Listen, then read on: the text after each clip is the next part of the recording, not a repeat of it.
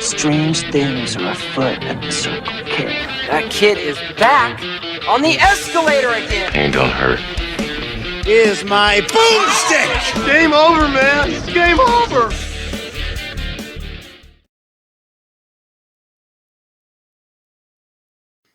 Welcome to the Bargain Bin. He is your host, Ben Mason. And he is your co-host, Sandra Luketic. And today we're talking 1981's An American Werewolf in London. As always, we assume if you're listening to this episode, you have already seen the movie. So, Sandro, we were talking about how we haven't really gone back to our roots in a while. We haven't been doing a lot of horror. We've been doing a lot of action and nonsense. But now here we are, firmly back in the early 80s, and we're dealing with werewolves. Your take on memories of this movie, what are they? I knew the name of the movie. Is that all? You didn't know about the transformation scene or anything? I knew about the name of the movie. Wow, I find that really hard to believe. Hey, I don't remember a second of it, but I saw An American Werewolf in Paris. Oh, good. It's very good that you don't remember that. That is a horrible movie. And with probably the worst CG I've ever seen in a horror film. And I like that I will consider Spawn in that as well. I like that you're like, back to our roots, and I have no stake in this whatsoever. Not even a little bit. I find it shocking you didn't see this as a kid. I feel like it's not even one of those movies where I saw and I just don't remember it. Like, I've not seen this movie. Okay, well, this is probably the ultimate werewolf movie for fans of the genre.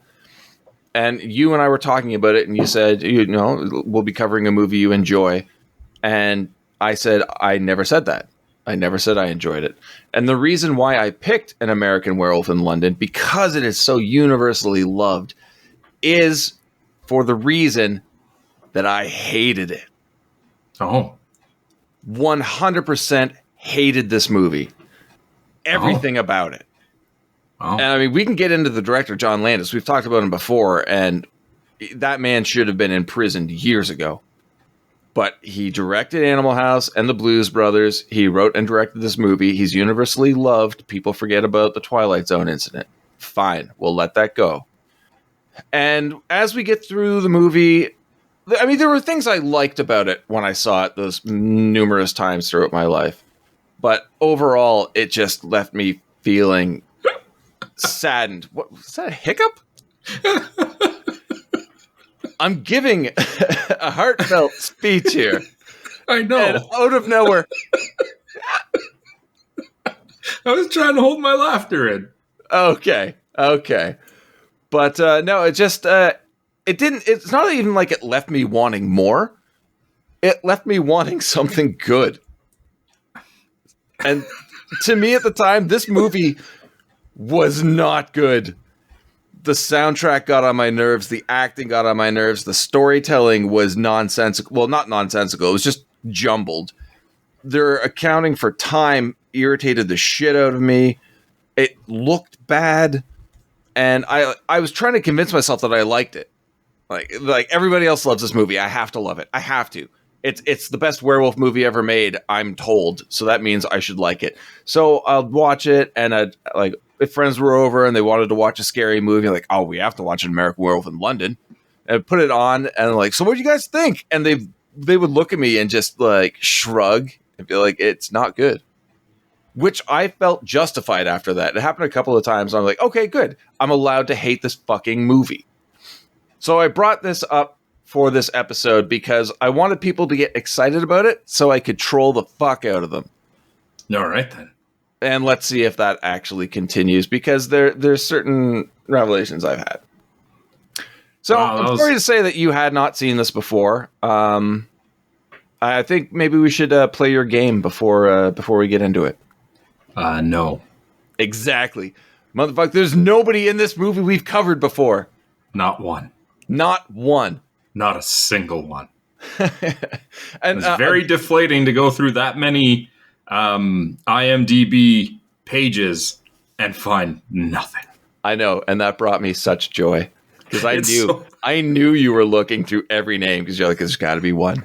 There's got to be one. It takes a while. I know. I'm not going to say like it takes like a all day, but it's not a short task. No. And it's so deflating to go through that many pages and to have nothing.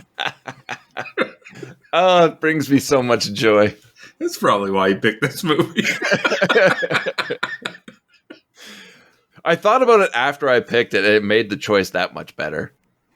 Although it's really weird because you look at the cast, and the people in this movie have been in quite a bit, but where most of them are British, most have been films that we have never seen.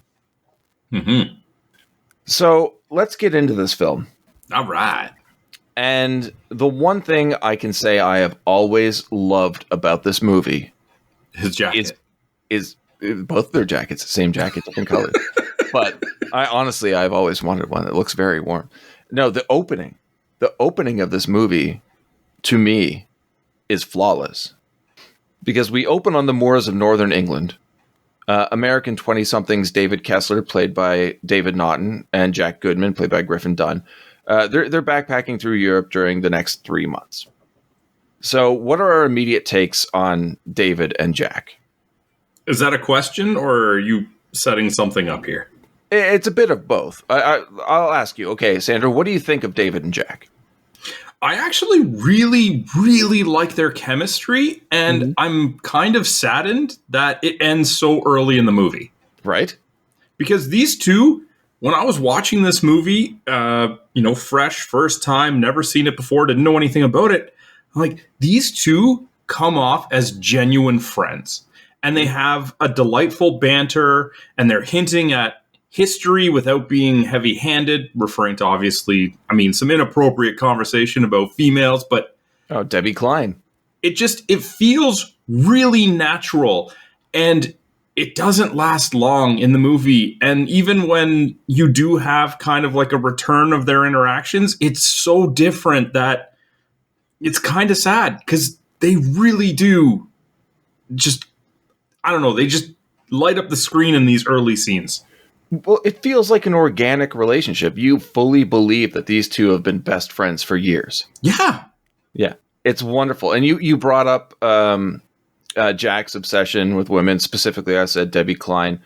That alone gives you insight to his character. He's always joking about it. We return to it later in the film as a punchline. But I have known so many guys like that in my early 20s that talk that way, that act that way, the banter between the two. I mean, that was me. Like, these are believable 20-something guys.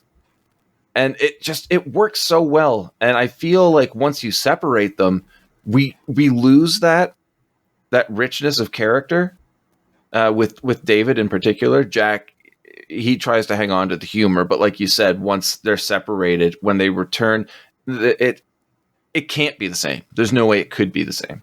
No.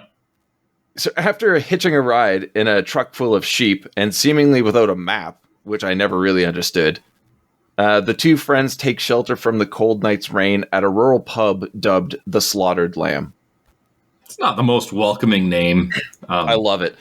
Even the logo on the crest, the sign outside, is just a decapitated wolf's head on a pike. Yeah. Doesn't seem like the most, open-armed greeting you're going to get in there. And when we go inside, like, how do you feel about this pub scene? I like it.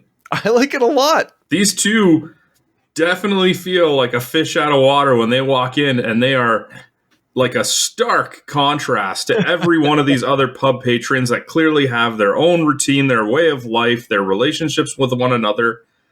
And these two just do not fit in. And it's just so perfectly awkward.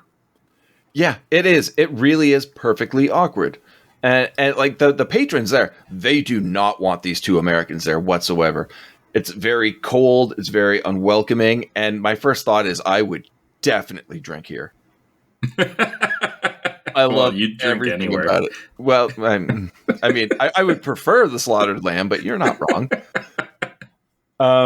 What do you think about them noticing the 5-pointed star? I want to say it's a pentacle or a pentagram, but it's not. It's just a 5-pointed star with candles on the wall.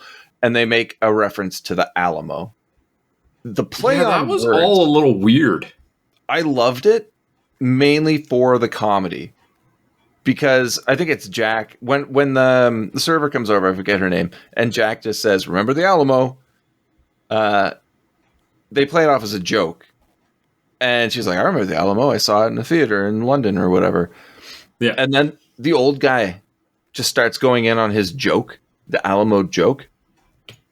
Loved it. It's so unsettling because they stare at David and Jack as soon as they go in. You can tell they just want them to turn around and leave. And then when Jack fails at his joke, the chess player, this old guy, sees it as his turn to show up the young American in a joke that's not even that funny. I thought it was pretty good. Yeah, I thought you might like that. Question for you. Okay. Why do they want them to leave? I was going to ask you that same question because they basically just shove them out into the night. Like, with a is warning. it concern for their well-being? Is it secrecy? Is it like, what is the reason that, are they doing this out of the goodness of their hearts to save these people? Are they trying to send them out as bait? Like, I don't understand the motivation of these people. Well, that's the thing too, because they kick them out. And there's, for the second time in the movie, a warning of stick to the road and keep clear of the moors. First time, beware the moon. Spoiler alert, guys. There's a werewolf out there, and they're aware of it. So yeah, why not try and protect them? Why basically shove them directly into harm's way? But I feel like the best protection they could have had is to just let them stay in there. Exactly. Let them stay. Convince them. Be like, there's got to be some sort of inn or something nearby. I don't know why they would leave that bar for the entire night. I would just stay there and lock the doors. But just be like, it's raining. It's way too cold and rainy. You're going to get soaked. You're going to catch cold. Stay here with us. Let us show you some Northern England hospitality. And you could have the same outcome of the two friends getting out of there because they're actually put off by their eagerness and awkwardness. Like, whoa, you guys are way too enthusiastic about keeping us here. We're out of here. Yeah, exactly. That would make sense. But also, why the star and the candles on the wall? Well, that's an interesting question because it will never come up again. Never. Also, why would a werewolf avoid the roads? And why do these patrons think they are safe in the pub? These are all fantastic questions that you will get none of the answers for. And do you know why I think that's fantastic? Because it would ruin the entire scene, and I think the scene works swimmingly well. I love it. It's one of those scenes that, like, normally when we pick a movie apart, like, look at all these flaws, it's some dumb action movie. Here, everything at, surface level, you just accept it. Because when you start picking it apart, it ruins what is honestly a fantastic opening to a film. Swimmingly? I don't think werewolves swim. I don't know. I've never seen that. That's never really been brought up. I imagine dogs can swim. So the boys head out into the downpour, and honestly, probably one of the most chilling scenes ever, for me anyway, is the bar patrons argue over what they've just done. Yeah. Furthering my question of what are they doing? It also makes me wonder how long they've been dealing with this. If they're aware of what's going on outside, this argument shouldn't really be taking place. Unless it's brand new, they just figured it out, and they don't know how to deal with it. So we get this confusion and like a break in the solidarity of what seemed to be a steadfast group of people knowing we don't want them here. And then we get that werewolf howl in the distance that shuts everyone up. Perfect. I loved every second of it. But then next up is the wolf attack. And I'm very curious about your thoughts on this. I'll straight up say I loved it except for one thing. And that is, like, the guys realize they're being stalked and the beast is circling them in the dark. They have no idea what it is. But every time they turn away, their faces are perfectly lit. And we're supposed to believe, I assume, it's the moon. But they're constantly turning. So they're turning into the moon, away from the moon, sideways. Like, it actually took me out of the scene And maybe it's because I was in analytical mode. I can honestly say I didn't even realize that. And it works for the screen. And I think that might have been the issue I had the first few times I watched the film, is that I was trying to watch it because everyone told me it was the best. So I was looking at every little thing. And sometimes you can do that and tear a movie apart and it's fun. And sometimes you do that and it just ruins what should be and most likely is a great film. But okay, the werewolf attack, your thoughts? I'm glad that they kept a lot of it in the dark and not super in focus. Like, a lot of the movements of the wolf were off camera in darkness. One, to help keep it a little bit more intriguing. But two, what we learn later, it's to cover up terrible werewolf graphics. That is a question I have for you later. The representation of the werewolf form. So the wolf attacks Jack immediately.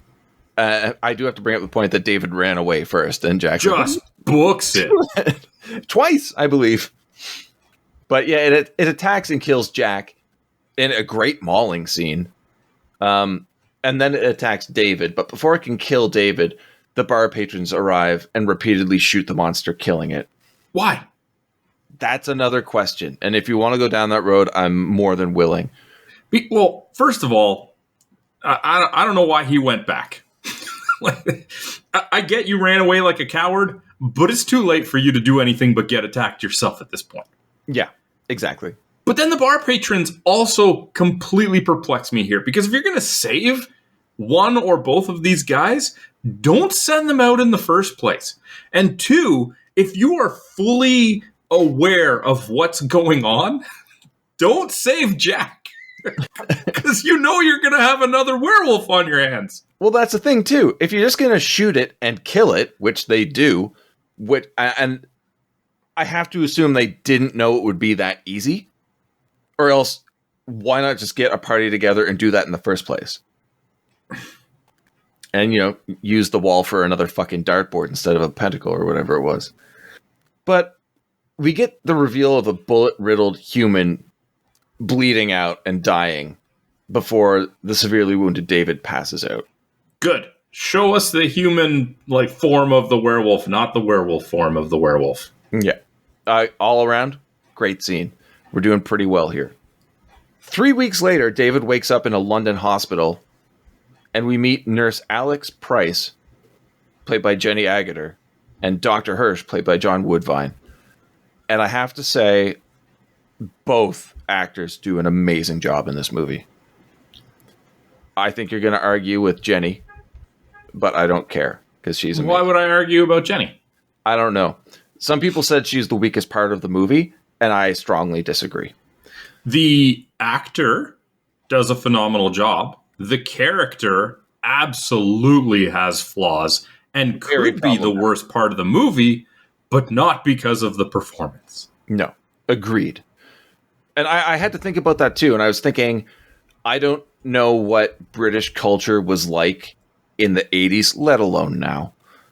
But it feels way too 1960s, like 69 Summer of Love, but in 1981 London, for it to really make sense to me. I would also like to make a completely separate point. She's breathtaking. I love Jenny Agutter. I don't know if I've ever seen her in anything before. I don't know exactly what it is about her. Perhaps part of it is her smile. But, man, she was absolutely stunning in this movie. She is an extremely talented actor. She's amazing at what she does. Stunning is a perfect word for her. But, she is so convincing in her abilities to play different characters. I first saw her in Logan's Run, which I will admit is a bad movie, but I really enjoy it, and I want to cover it for the show, but it's just too long. So maybe you and I can watch it sometime. Whoa. How long is too long? I believe it's over 2 hours. Oh, okay. I can watch that. Yeah. The one thing I want to bring up in this scene, though, moving away from Jenny and John Woodvine, is the time this takes place, I think, is absolutely brilliant. I don't know if you really thought about the whole 3 weeks thing. No. It removes like 3/4 of the month, so we know that the next full moon is that week. Yeah, that's actually pretty smart. I didn't catch on that it was 3 weeks later. Mm-hmm. Because he wakes up and he's asked, how long have I been here? He's like, well, 3 weeks. Yeah, I didn't catch that. Multiple times, to the point where I actually did a Google search if you could get back-to-back full moons. Yeah, well, that's the thing. Because 3 weeks later, brilliant. Just shove us forward in time so we have a full moon soon, so we don't have to worry about a month of waiting to see what happens. You're aware of the lunar cycles. And then later in the movie, we get a full moon 2 nights in a row. Which is a thing. You're kidding me. No, I Googled it. It can happen. It's rare, but it can happen. Holy shit. I thought that was a major plot hole.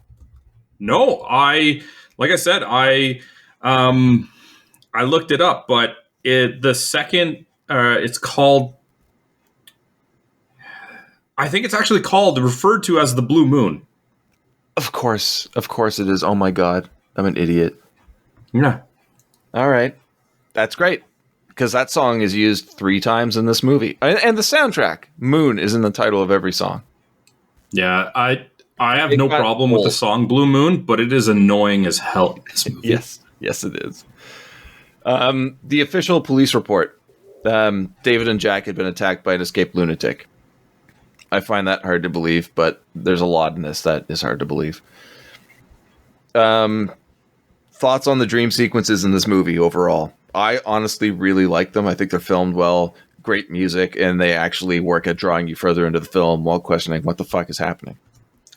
See, I got off to a bad start with the dream sequences because it's kind of like the first time that I see like really poor masks and practical effects. And then I'm just like, I hope this isn't what we're in store for. What did I not know? I loved an 81. I thought they were great. Well, most of them in the movie anyway. We get a pretty cool cameo from Frank Oz as Mr. Collins from the U.S. Embassy. I don't know why he was in this movie, but at least they use a clip from the Muppet Show, so we hear more of his acting in that later on. And I think that was an episode that had never gotten a North American release, so a lot of people thought it was a lost episode or something. Oh, nice. And before passing out from a sedative, David claims that they were attacked by a wolf and not a lunatic, which very much interests Dr. Hirsch. And I have to say, this guy is probably, in my opinion, one of the best characters in the movie. I'm not saying the best, but rarely do you have a secondary character this interesting. Yeah, probably not a very good doctor. No. If he somehow couldn't distinguish prior to hearing these words that those wounds were not created by just a dude. Well, there's no way he would know because they're healing so well. They were also cleaned and dressed before David made it to the London hospital, so that's a thing. Next, we have Scotland Yard interviewing the doctor and then David, and there's nothing of any real import here other than sight gags, which to me kind of work, but it's an American trying to write British humor, so I'll let that go. I think they are kind of funny. What do you think about the relationship between the inspector and the sergeant? I didn't really put any thought into it. To me, it was very much like a C-3PO R2 thing. It's just two people always together there with kind of a purpose that doesn't really mean anything overall. But then we get another dream sequence, which I think is actually pretty poor, of naked David killing and eating a deer. Mm-hmm. He just mouths into that really fake-looking deer leg. And I know it's a simple thing, but I would have loved it if prior to that we had some line in the movie where he said he was a vegetarian. That would have been great. Right? Because then he has this dream where he's eating a deer leg, but you can also be like, but did he? Or did he transform and eat a deer? And I don't know. It just would have been nice to add a little bit of another layer to him. Yeah. Well, we also have to remember that vegetarians didn't exist in the 80s. It's fictitious. Okay. Next is Alex and the very annoying Benjamin. And I only bring this up because this kid irritates the shit out of me. All he does to every question is answer with no. And we see him twice in the movie for some reason. And it makes me really mad because we share the same name. Yeah. Bad. Flirting between Alex and David, and she forces him to eat. Okay. I mean, we already know where this is going. And I have to say, I always remember this movie dragging. But we're 30 minutes roughly into the movie, and they've crammed in so much already. Yeah, it doesn't feel like it moves slowly to me, but this nurse got problems, yo. Oh, definitely. This is illegal. And we don't talk about like the relationship that David and Jack had, feeling so natural and feeling so authentic and really believing it. I ain't buying these two for a second. Yeah, I agree. It's not the best pairing. Speaking of which, this is considered a horror comedy. Yes. I don't know what it's considered. I don't feel like those pair though, because it's not really funny enough to make me laugh out loud. Well, maybe once or twice, but it's not scary. Yeah, I didn't get anything comedy out of this movie, really. I only did this time, prepping for this episode. Before then, I found like it was just flat jokes, but it was enjoyable, but it's not hilarious by any means, and it's definitely not horrific. Any movie of any genre can have a couple jokes in it. That's fine. Exactly. It doesn't make it a comedy. Yeah, this is not a comedy. I think they might have touted it as such because of Animal House and Blues Brothers. But anyway. Yeah, I'm not buying that. Dream sequence, again, hospital bed in the forest. What's your take on that makeup? It's so bad. I liked it. No. He looked very demonic. Why did you not like it? I don't know. It just looks poor to me. I don't know. I'm not entirely sure what you were expecting. I don't know. It's 1981. Yeah, it's a low budget 1981 practical effects horror film. Fair. I mean you did make me watch The Howling, and as much as I didn't like it, I thought that the transformation sequence minus the ears was fantastic in that movie. Even the animation? I don't know. Maybe that's where I got some of my expectations from. I don't know. Anyway, there's banter between Dr. Hirsch and David about David's story. Hirsch tells him that the witnesses said, or what the witnesses said, and how his wounds were cleaned and bandaged, blah, blah, blah. We've been there before. But Hirsch tells David that the doctor or the police are satisfied with the story, so he is as well. And that people would know if there was a monster running around the north of the country. Which I thought was a very interesting point, and I'd like to ask you, Sandro, how does a werewolf stay localized? Just chooses not to leave? Natural instinct territory? In which case, anybody in that area move. Well, you gotta imagine that during the non-full moon parts, if everybody moved, that person would move too. I guess. Keep to yourself, sever social ties, and get the fuck out.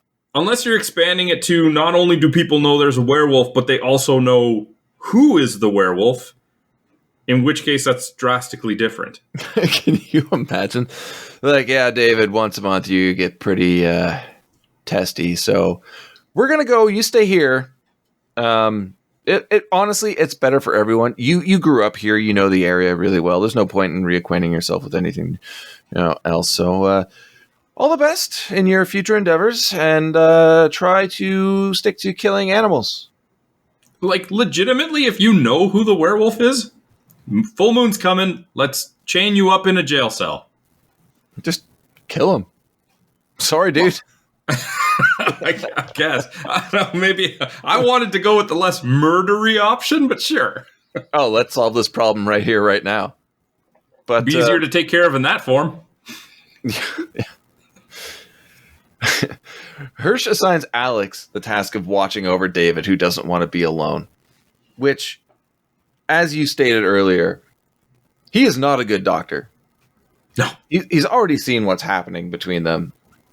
Any professional would be like, all right, let's get somebody else in here. Because The thing is, I didn't see it yet. How? I guess I'm looking at it from a film perspective, where like as soon as you see her and him in the scene, you're like, bam, that's a love interest right there. Yeah, up until now, yeah, there's a little bit of awkward flirting, but like, I thought that was going to open the door to furthering this thing. Like, as a first-time viewer, it felt like when they hook up, it literally went from 0 to 60 in no time. Like, I didn't see this chemistry, this build-up, this ramp-up at all. And that is accurate. Also a staple of a lot of mainstream filmmaking at the time. But we get another dream sequence, and I feel like these are crammed way too close together. But I think this is the most insane one by far. Okay.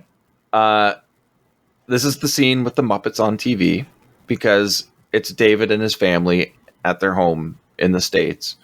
Mm-hmm. Where everybody is murdered by Nazi werewolves. So I don't know how Nazis tie into this. But somebody give me the assessment. What has happened in this scene? What are you trying to say, movie man? I have no idea. Honestly, I hated it every time I saw it. I found it so confusing. And I do have to say, this is one of the moments I laughed out loud for the viewing for this episode.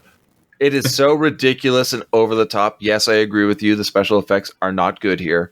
No. But I think that really adds to the zaniness of the scene. It's like, Ben, you want to make a werewolf movie? Sure. We got a scene with a bunch of werewolf Nazis. Let's just go to Party City and buy the cheapest wolf masks they got. Done. Perfect. That is pretty much what this looks like. Yeah. And then we get one thing I hate in films, and it's like the dream within a dream. The fake out, because David wakes up from his nightmare in the hospital, and Alex gets stabbed to death by one of the monsters. Yeah. I didn't need that. You just fucking ruined the zany scene that I was enjoying. Which also seems to teach us and tell us nothing. Like, nothing. Neither of these dream sequences are deep or make you think or representative of it. They're just scenes that happen. You know, I'm sure there is some meaning behind them that you and I are both missing, and somebody listening to this will be like, well, you motherfuckers don't know what you're talking about. And that's I feel like a lot of that is just going to be presumption. Okay, yes, I agree. I agree with that. So the next morning, David prepares to eat a horrible, horrible hospital breakfast, but is interrupted by an undead Jack. So Jack is back. What are your thoughts on his makeup? Because this Jack's not doing so well. No. I will say I love how during the course of the movie, his image, his makeup just deteriorates further. Yeah, that's really cool. But you don't like this, huh? I thought it was really good. It's all right. I like the bits of flappy skin hanging around. Yeah, don't need that flapping around so much when he's talking the whole time. But yeah, I get it. Distracting. I loved it. Apparently, they had to edit out a shot of Jack, like because Jack asks David for a piece of toast, and they had to edit out a shot where the toast just falls out of his ripped throat because it was deemed too much. I thought that would have been hilarious. Yeah, you and I have drastically different opinions on what's hilarious. I guess so. I find great things funny.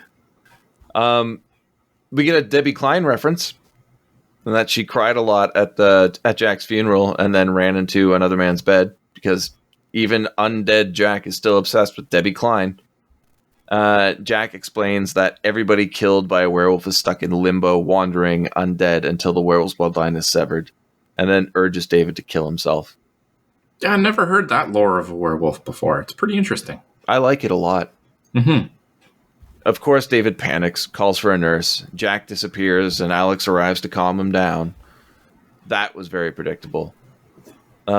And this is, I think, what you were talking about. A very unrealistic move here, than that David's being released from the hospital, so Alex just invites him to stay at her place. Why? This guy's a What do you stranger. know about this guy? He's screaming about being attacked by a werewolf with zero proof, seeing his dead friend. What about that says, come home with me? Yeah. And you're the nurse. It's not like you weren't present for most of this. And okay, fucking top it off with them shopping at the grocers and complaining about inflation. And he says, how do you live? And she says, carefully. No, you don't. You do not live carefully. We just witnessed that. And then we get the subway scene, which does not fit in this movie at all. I don't care what anyone says. It's pointless humor and never referenced again. Do you think this does anything for character or story? Can you clarify? Because I thought you were... subway scene with the punks, where they're standing on the subway, going from the grocery store to Alex's apartment, and they're surrounded by punks, and David's just making faces. One of the punks sees him. He gets embarrassed. They get off the train. Okay, so I was thinking of a different subway scene when you said subway scene. Oh, we'll get to that subway scene. Yeah. No, I think it's just, they're spending some quirky times together. I guess? Yeah, I don't know. Be a very different scene if the punks just turn around and beat the shit out of them. Oh my god, that would have been great. They just go back to the hospital. Yeah. Because we don't need Alex's apartment other than that transformation scene. I don't like it, because that's where we go next. Alex's apartment, which is very British and looks like an 80-year-old grandma lives there. I don't get it. I don't get it. It just doesn't look realistic for somebody her age to have an apartment that looks like that. Maybe she got it. It was already furnished, and just, maybe, she's a nurse. She doesn't have the time to change that between shifts and all-nighters and bringing random psychotics home. David's line of, "There's only one bed." I didn't like that. It was really awkward comedy. This guy's not a charmer. How did he pull her? I don't understand. And the follow-up to that, though, is great. Alex's line, I'm not in the habit of bringing home stray young American men. You shouldn't have started... Well, they're not usually American. Yeah, but she also says, I find you very attractive and a little bit sad. What? Very interesting layer to that character right away. What is going on here? No, it makes sense. It makes sense. It's a character that can't not stop and take care of like an abandoned puppy or a wounded animal. She's very caring, and so bringing David home, even though she's like attracted to him, definitely makes it easier for her to do so. But it makes sense then why she is a nurse. She wants to take care of people. So I like that line. I just don't like David's line that led us into that. Yeah, she needs to be committed herself. Yeah, well, she finds him very attractive, a little bit sad, so we just cut to a sudsy shower scene where they're making out heavily and into a very edited sex scene because they had to cut things out to get an R rating for this movie. Can you believe that? Sure. Yeah. I'm like, what? What are we cutting out here? Because we see a lot of David later. Yeah, it's 1981. Who knows? Then we get more of this heavy-handed soundtrack, which really takes me out of the movie. But we do get more of David and Jack later that night. And like you were saying, Jack's looking much, much more rough. Mm-hmm. Do you like this deterioration makeup now? Or I actually think that the makeup gets worse as we go. I agree. Up until the last time we see Jack. I think it gets really fun. It gets worse from a quality standpoint, but I just love the idea of it getting worse in the sense that it's, decomposing more every time we see him. Yeah. Jack warns David that the next night will have a full moon and that he will turn. And I think this is another really good example of what you were talking about earlier. The one thing the movie does extremely well is its use of shadows. So yeah, while Jack's rotten corpse as well as the werewolf, are poorly lit. And like you said, for certain reasons, it's such a smart move because it's an effective use of lighting. Show only what you need to get the effect you want. Because if you show too much of something you're not prepared to show, it's going to ruin the effect. Yep. And Landis does a very good job of that here. So Alex wakes up, hearing the discussion, and tells David to come back to bed, which he does. And I have to say, smart move, David. If 1981 Jenny Agutter, wearing only a t-shirt, tells you to come to bed, you go to bed.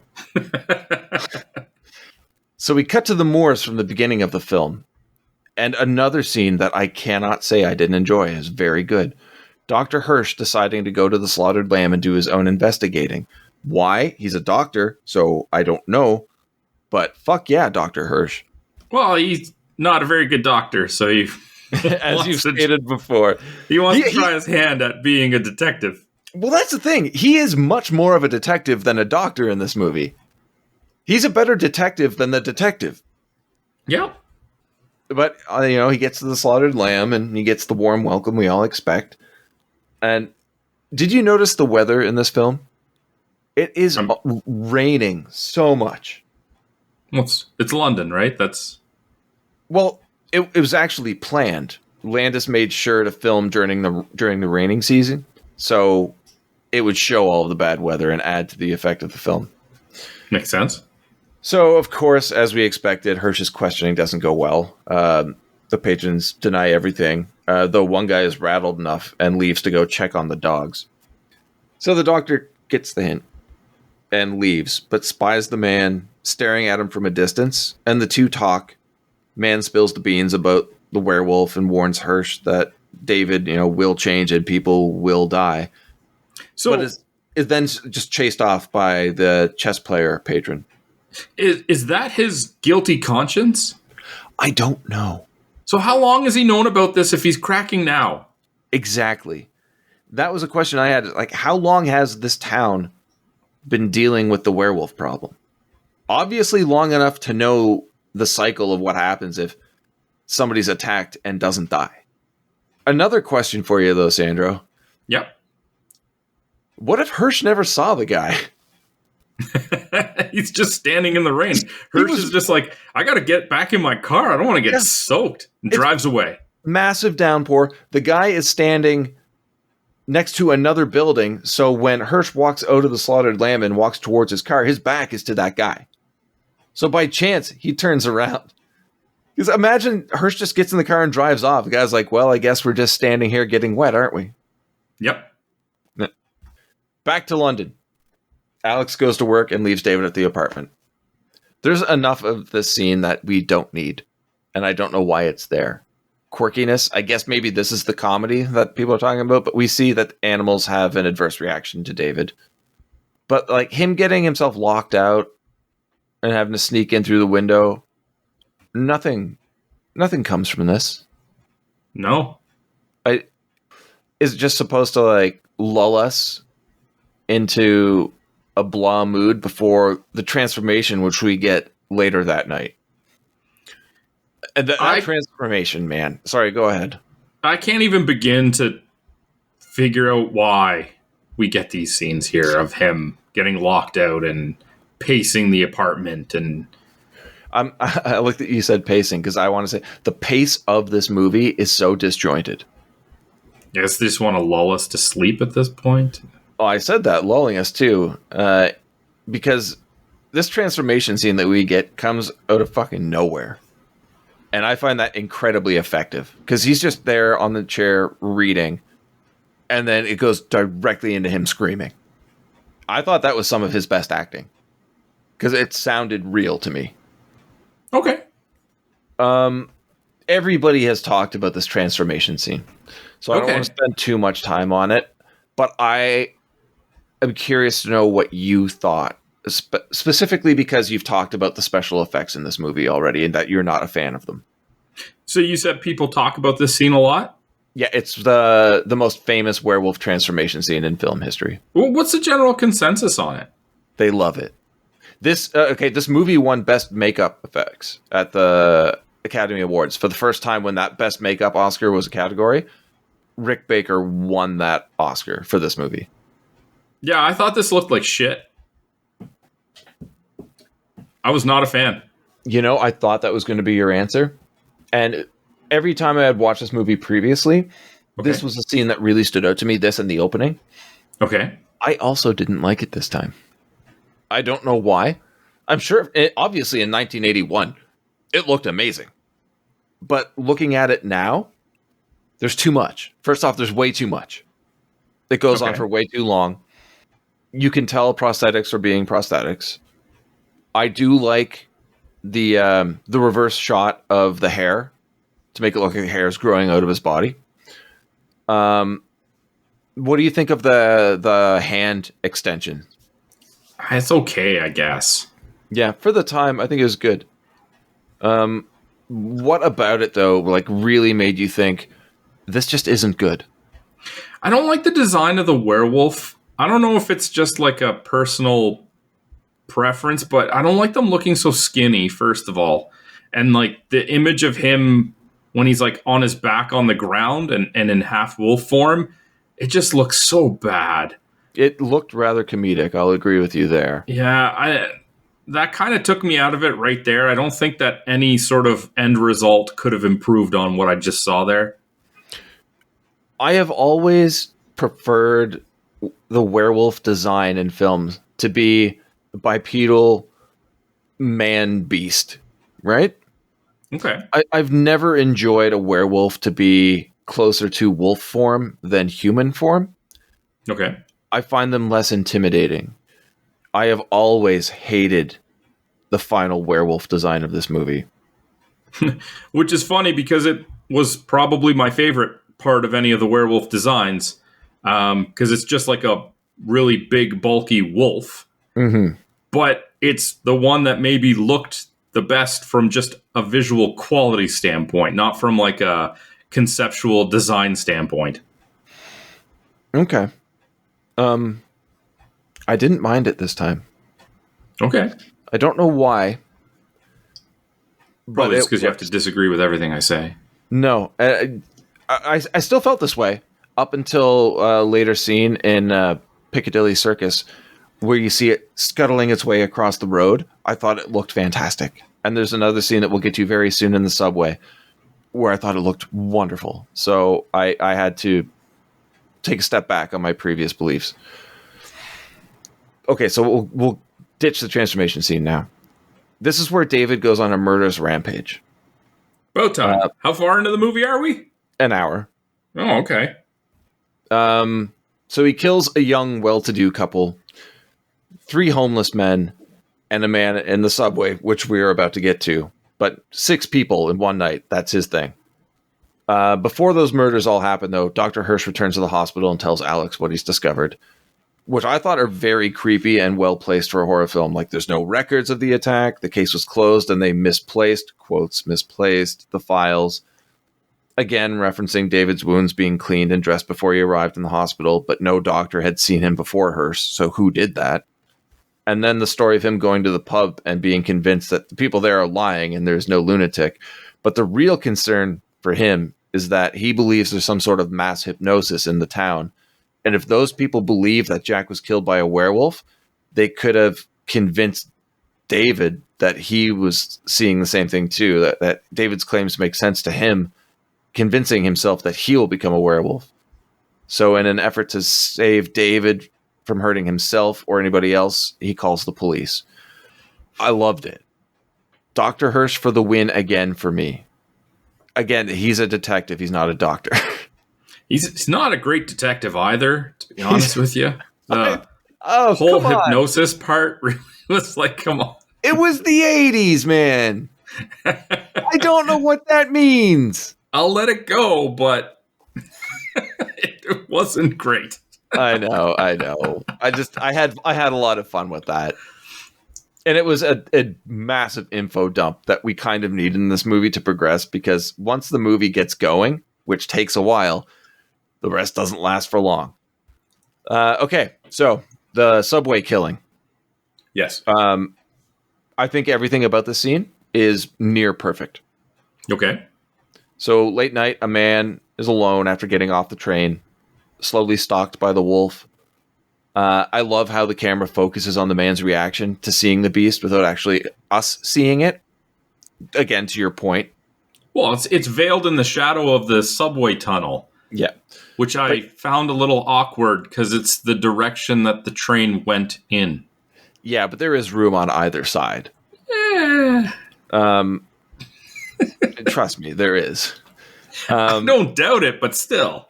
But again, to your point that you've made a couple of times about not showing it because you really shouldn't. It's not that good. But you know, he's running through the different tunnels, going up escalators, and then we get probably my favorite shot of the entire film. Because the man face plants on that escalator hard as he's trying to run away from the werewolf. And we get this beautiful, beautiful shot. It's a static shot at the top of the escalator looking down. And we see that the man has turned around and is looking down a hallway that we cannot see. And the machine is slowly bringing the man closer to us.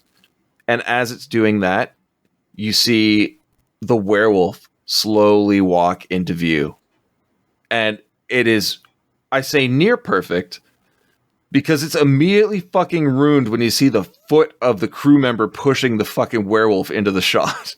Oh, I didn't catch that. Oh my God. It ruined it for me. I was locked in. Like, how have I missed this? I've seen it so many times. I've never noticed this shot. I'm like, is that the dude's foot? And ruined immediately. I was with you, however, in the point that this was my favorite shot of the wolf in the movie.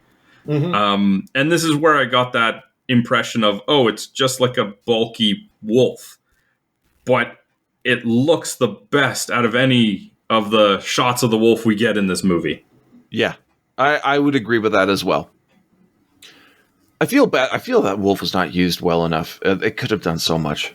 Anyway, next day, naked David wakes up in the wolf enclosure at the local zoo. Okay. Right? Fuck off. I don't need this. Why? Fuck right off. Apparently, a funny side story, though, about the making is they had to do it in a very short amount of time. It was done with real wolves. They had to make sure that the wolves had just eaten, so they wouldn't be hungry with David Naughton in the enclosure with them. And he was just given the warning, don't move quickly, and you'll be fine. That is not how filmmaking can happen these days. No. So he's completely naked, which we see all of, in an enclosure with wolves. And we're shocked that John Landis is the cause of 3 people dying on a film set. Yeah. But I don't like this scene. We don't need this scene. Again, it's the humor. The humor does not belong in this fucking movie. Have a joke here or there, like you said. You can have humor in any kind of film, but it ruins the quality of the movie for me. What is happening here? Did the wolf have the instinct to go sleep with other wolves? Like, I don't get this.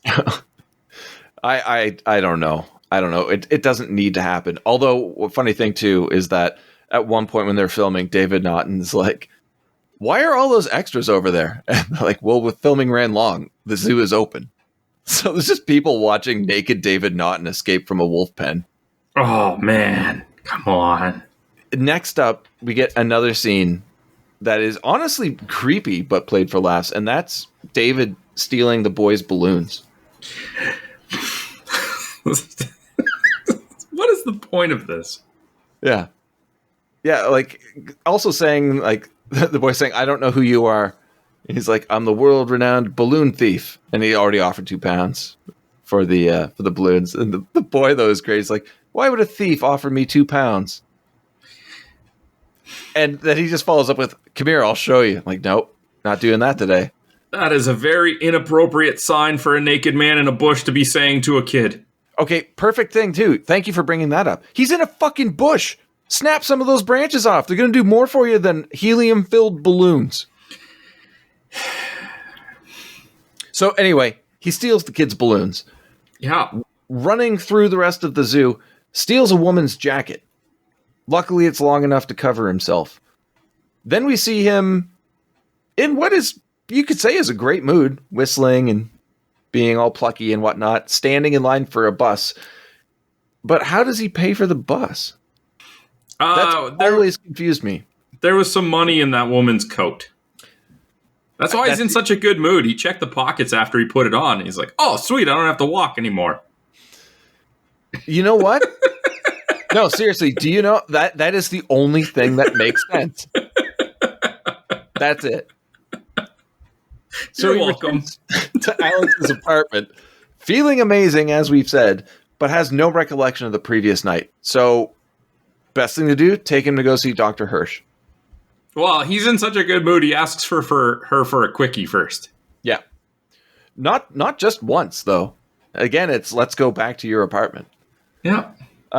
So we all know it doesn't go well. You've seen the movie. The driver tells them about the 6 murders the night before, and David freaks out immediately and tries to get himself arrested. I do like how he tries to get himself arrested. I was curious about that. And at first, the police officer is like, you're a psycho. Go away. Yeah, get out of here. Stop causing a disturbance. Yeah. It was a good scene. Making derogatory statements about the Queen and everything, and the cop's like, if you keep saying that, I'll have to arrest you. He's like, I'm trying to be arrested. He's like, get along. I have no time for this. You are not paying attention, man. He even approaches a woman, like a bystander. He's like, why isn't he arresting me? She's like, maybe he thinks it's a joke. It's just... Maybe. Yeah, I guess. He's kind of taking it seriously than not. I guess it kind of worked for both of us. Yeah. So Alex and the police are at Hirsch's office and state that they have to find him before nightfall. Yeah, no shit.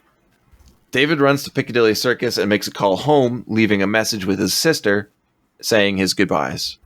That was kind of sad. It was really sad because it's his little sister. His parents aren't home.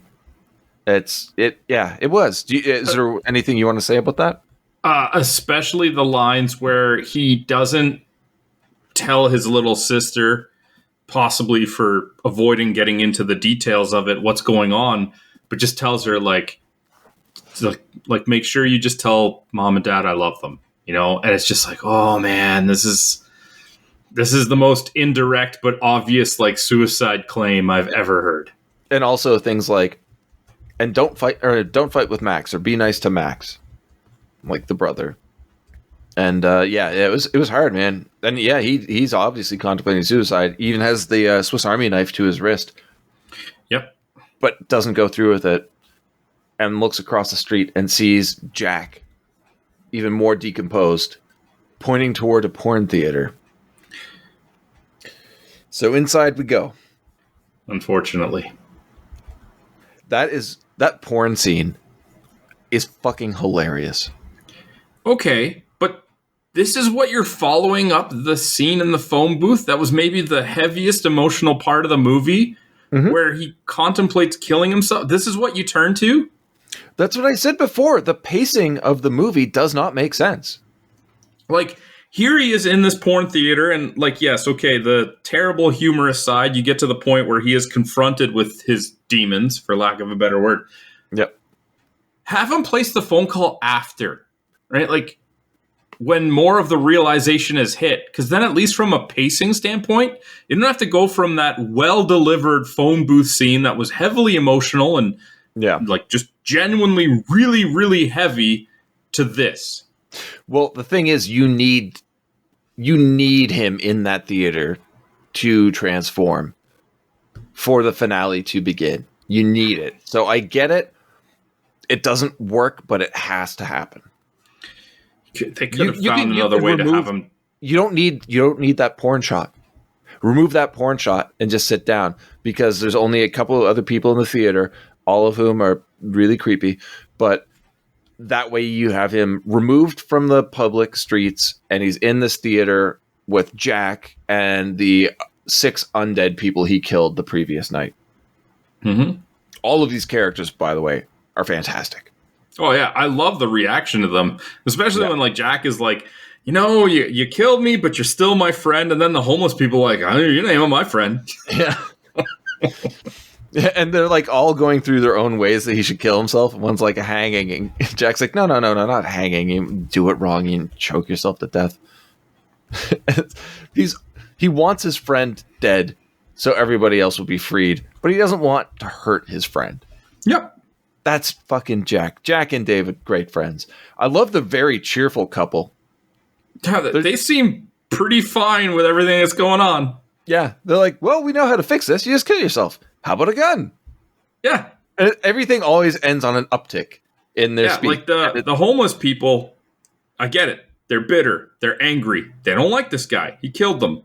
But presuming in the time since we've seen them and now, they've at least accepted the situation that they're in. Yeah. I really enjoyed it. And it's a very, very small line. But I really enjoyed after Jack talks about, like, don't try the hanging because you'd hurt yourself, like, you'd choke yourself to death and suffer. He's like, yeah, you're my friend. And Gerald Bringsley is like, I'm not his friend. I'm his victim. I'm like, bam, make this serious again. Let's go. Yep. And then we get the cheerful couple. It was just a really great character dynamic. Anyway, it's nighttime now. Full moon shines down on London again. Your blue moon, Sandra. Okay. In the theater, David turns into the wolf. And for the next 6 minutes, we get a gigantic, chaotic clusterfuck of action and destruction leading us right into the credits. I don't even really know how to cover all of this. But I'm going to try. Okay. Cut me off whenever you want to. Not going to happen. The police try to trap the wolf in the theater. Great idea, but it escapes, sending a decapitated head flying into the streets. There are insane car crashes everywhere, and I want to hear your take on those. There's car crashes. What do you want me to say here? These are 80s automobiles. These are not today's cars. They're mini tanks, is what they are. And they are smashing into other cars at high speeds. I think it looks amazing. The cars are just throwing other cars everywhere. People are getting pinned between them. We get the shot of the guy on his motorcycle sliding onto the ground, just being missed by another car. People are being decapitated. People are flying through windshields. One guy gets hit by a car. That guy is the director, John Landis. And while he's flying through the air, he hits another woman who then flies through a plate glass window of a building. Other people who have fallen into the street are being completely run over by cars. A car spins out and sandwiches a cop between two cars. And it all looks great, in my opinion.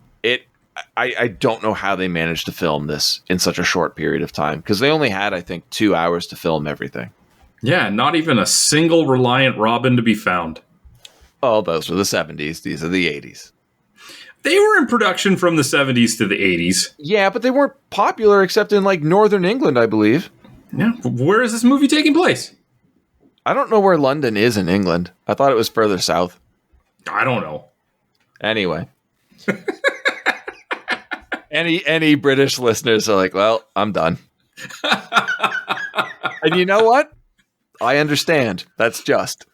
Oh, well. But yeah, the police chase the wolf down a dead-end alley. Okay, before that, this is where we see him scurrying along the road, which I thought it's probably when we see the most of the wolf. I thought it looked great. But mainly because it's only a quick flash of the shot, and we don't rest on it. It's interesting how you have to clarify every time there's a good shot of the werewolf, it's shroud in darkness or a quick shot or out of focus or not direct. Yeah, but no, if you go and pause that shot, it still looks really good. Okay, well, I didn't go to pause it, so I'll take your word for it. No, you won't. But like, fucking Joe Rogan has a full mock-up of the wolf from this in his the entranceway to like his podcast studio or something. I don't fucking know. Anyway, I saw a picture of him posing with it, and when you have the time to sit and just look at it, it's not good. But anyway, The police chase the wolf down a dead-end alley just as Alex and Hirsch arrive. Police set up a firing squad. Somehow they can never keep people away, like civilians away. They're always there. But Alex pushes through and cautiously enters the alley. Walking up to the cornered beast, she pleads for David to let her help him. She confesses her love for him, but the crazed animal just lunges at her and is shot dead by the police, who somehow miss Alex altogether. Well, of course. Which is a major problem for me. So they're shooting from behind her at the target directly in front of her. There's no way she'd be in the way. Not a chance. No. Magic bullets. Quick shot of the naked and bloody David as sobbing Alex, and fucking hard cut to the credits and the song Blue Moon yet again. Yeah, maybe finish the movie with Alex getting some help for thinking that love was going to save the day here. I loved it. I thought that ending was perfect. Hated the ending. So abrupt. You don't see that anymore. It's like there's a necessity to fucking drag out every goddamn ending to every fucking story. And you know what? You don't have to. You don't. I don't mind the ending being abrupt. I can't stand her approaching him, saying that she loves him is going to somehow make any difference. Like, what are you doing? She doesn't know. It's a fucking werewolf, man. Yeah, I'm not getting near that thing. Okay, that's you. You would have done something different than Alex. You would have stayed home and played video games. Alex needs some help, man. Yeah, and she's probably going to get a fair amount of it after this. Good. But I love it because it leaves you with questions like, how is this going to be described? How is Alex going to survive? What are the police going to say?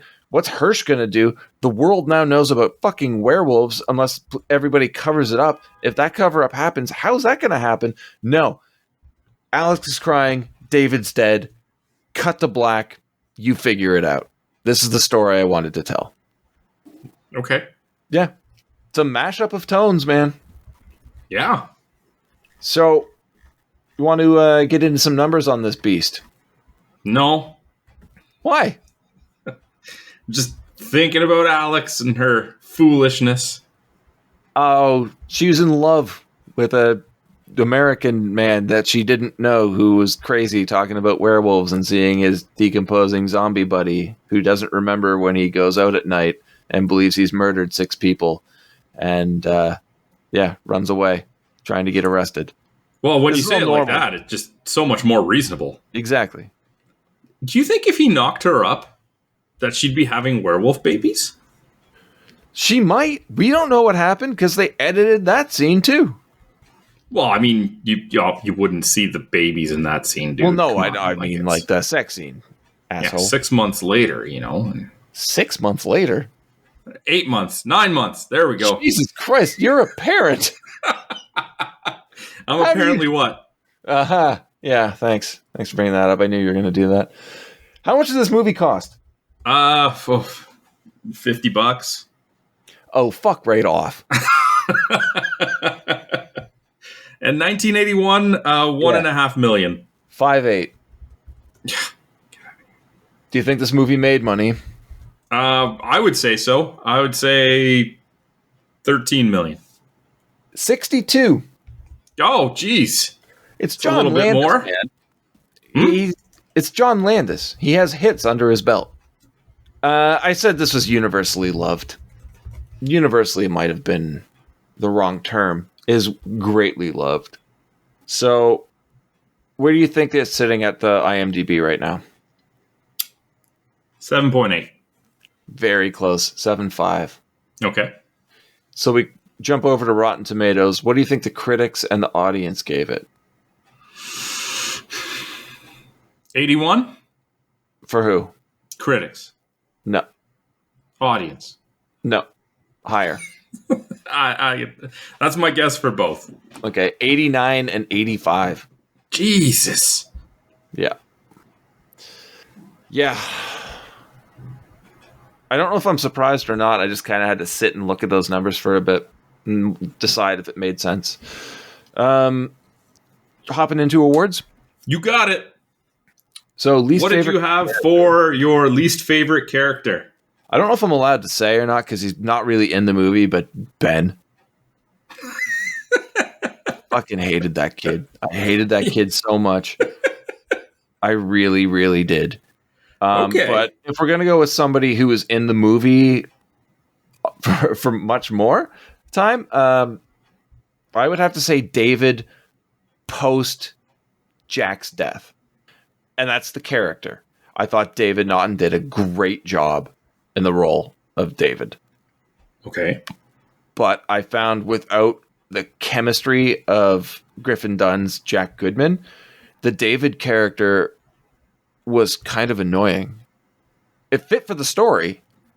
It was just grating. And I find that there are a lot of more enjoyable, entertaining characters that we see on screen almost as much. What about you? I had David as well. Yeah. I don't know if I could verbalize it any better, but I just found this character obnoxious. Yeah. It didn't really work. It like I said, it worked for the movie, but he didn't feel real, I guess. No. But in a way, like none of them felt real, but he kind of stood out to me.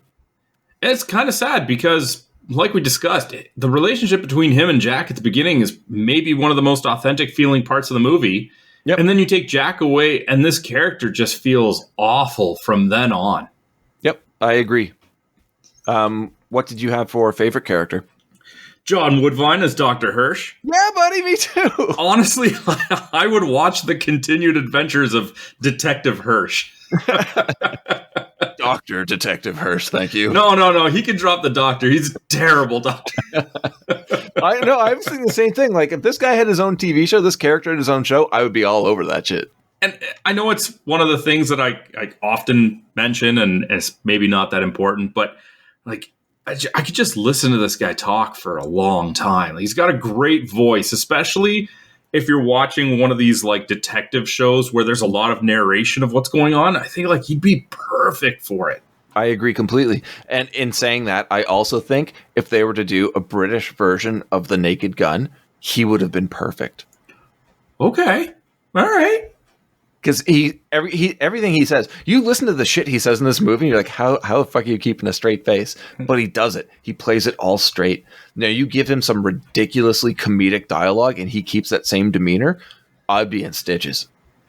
But make him a doctor instead of a police officer. Yes. Make it a medical comedy. What about you? Oh, it's also David. Yeah. David was great. David? Yeah, no, Dr. Hirsch, man. Dr. Hirsch is great. He's by far, like, it's undeniable. He's the best character in the film.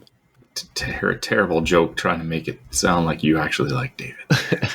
Well, I already said my least favorite was David. How's it going to be my favorite, too? But I don't know. Dr. Hirsch is great. There's no denying that. John Woodvine, absolutely amazing in this movie. Okay. And what did you have for your favorite line or most memorable line?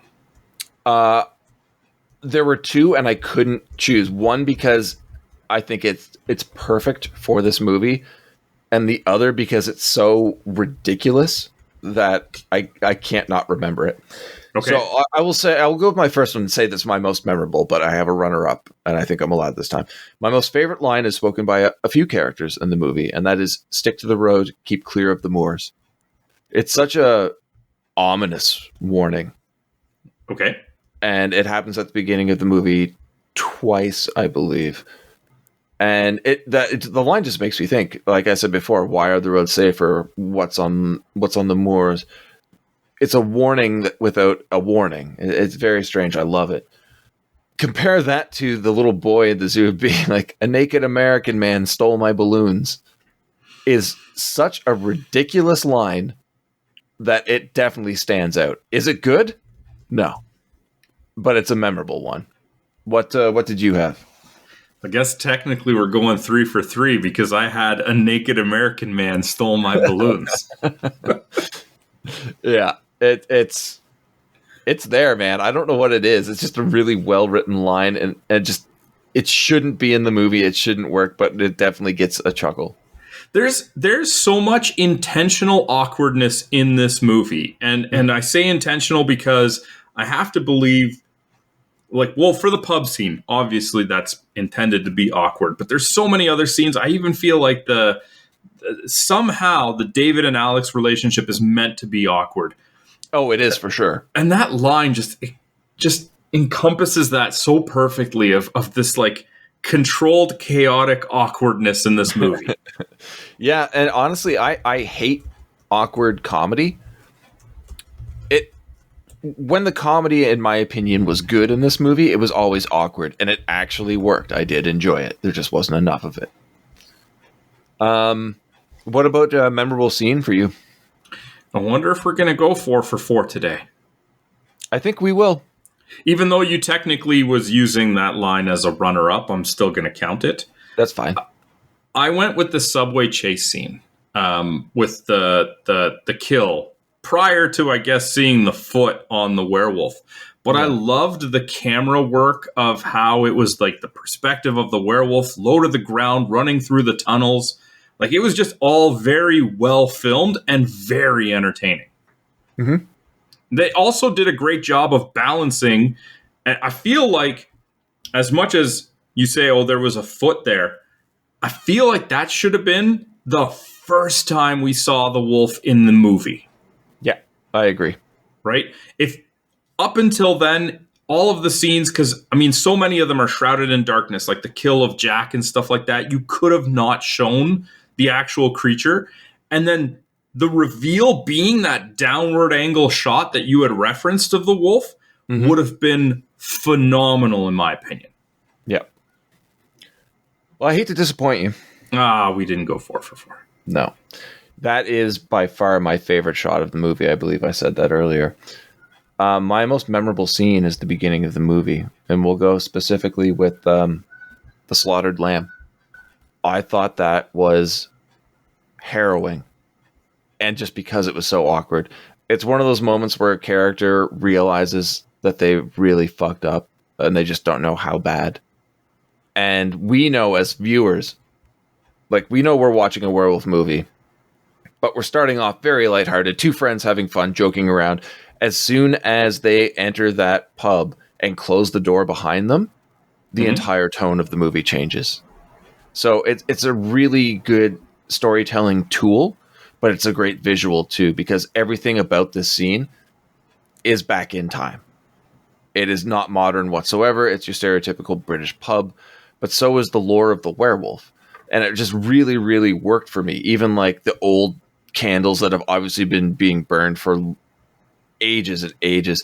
The environment, there was just this weird air to it that worked so well. And it just sucked all of the comedy and amicable feelings out of the two friends, out of their bodies immediately, to the point where they try and bring it back and just face plant with it. And they're just, these two guys are scared.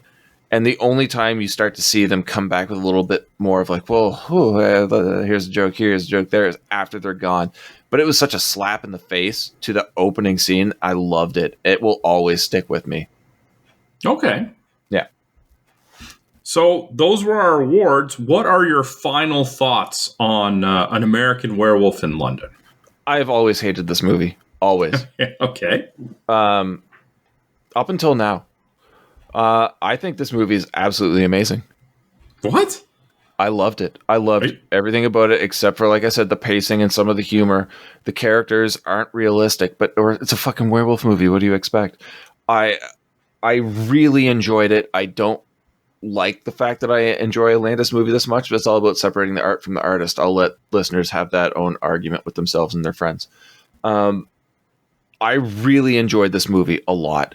And I've got the collector's edition DVD. It's got a few features on it, like the commentary track between Jack and David, Griffin Dunn and David Naughton, which I'm looking forward to listening to now. But I'm going to go out, I'm going to buy the Arrow Blu-ray release, which has a slew of other special features on it. I was surprised at how much I enjoyed this movie again, because I said I picked this originally because I wanted to troll the fuck out of you and our listeners, but I couldn't do it, man. I just couldn't do it. I found myself having way too much fun with this movie. I understand why people love it so much. Is it the best werewolf movie out there? No, in my opinion, it's not. But it's pretty fucking high up there. I could do without that soundtrack. You're hitting me over the head with too many Moon songs, but I really enjoyed it, and it is a definite recommend for me. You? I liked it. I definitely think that the reviews for it are a little bit high. I don't think it's as good as all that. There's definitely flaws to it. Also Jenny Agutter. Sorry. Okay. Can't forget that. And yes, sorry, you threw me off. Things like, for example, the practicals and the makeup maybe didn't age so well. Perhaps I would have viewed it a little bit more favorably if I watched the movie quite a bit, previous. And I think that the abrupt nature of the ending did actually, knock it down a peg for me. However, beyond all that, I thought it was a pretty enjoyable movie that felt a little bit different. It's, we've seen how many werewolf movies, how many times, and yet I still felt like I was kind of intrigued on this one, even though I wasn't really rooting for David because I didn't really like him as a protagonist. Yeah. But the movie in and of itself is actually pretty entertaining, and it does go by relatively quickly, even though there's pacing issues. Like, this is such an anomaly of a movie that I just don't understand how I enjoyed it so much when there's so many obvious problems. But I would still recommend it because I think it is an enjoyable watch that a lot of people are going to at least get something out of. Yeah, agreed. I fully agree. Yeah. So, wow. All right. So that was our thoughts on An American Werewolf in London? London, not Paris. Don't fuck those two up. I was just about to. I'm not ashamed to admit I was about to make that mistake. No. If you guys want to share your thoughts, hit us up on social media. We are on Twitter at bsbargainbin, bsbargainbin.com, facebook.com/bsbargainbin, youtube.com/@bsbargainbin. Whatever. Ben. What? What are we watching next week, man? We're going to have a bit more fun next week because we're talking 1987's Return to Horror High.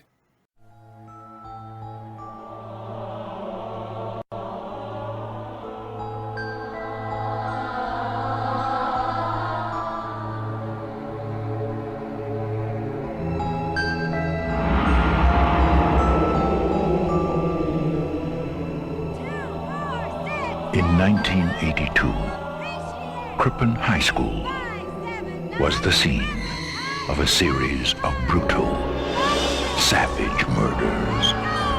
The homicidal maniac who committed the crimes was never captured. Now he's about to return. Killer to the left! Killer to the right! Stand up! Sit down! Right! Return to Horror High.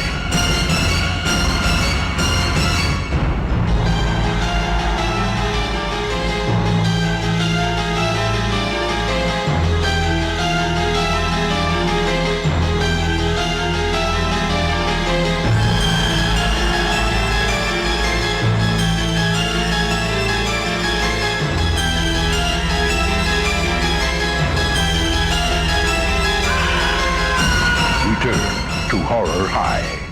It's a scream.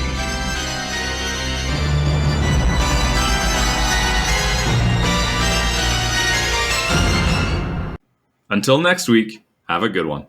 All the best.